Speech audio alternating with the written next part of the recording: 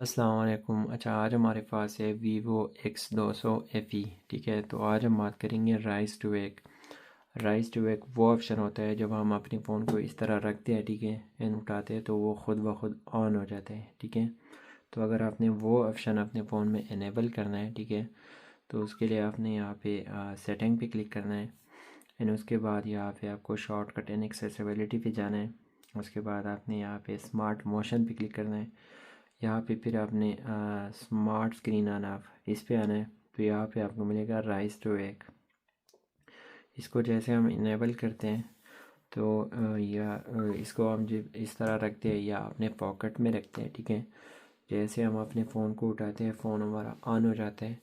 तो जब आपका फेस लॉक लगा होता है, ठीक है, तो वो फेस को डिटेक्ट करके आपका फ़ोन फ़ौरन अनलॉक हो जाएगा। ठीक है, तो इसी तरह इस ऑप्शन को आप सेटिंग में जाके इनेबल एंड डिसेबल कर सकते हो। ठीक है, ये मैं फिर से दिखाता हूँ आपको। ठीक है, फ़ोन ऑटोमेटिकली ऑन हो जाएगा। ठीक है, पावर बटन क्लिक प्रेस किए बगैर। ठीक है, अच्छा, तो मिलते हैं नेक्स्ट वीडियो में। अल्लाह हाफिज़।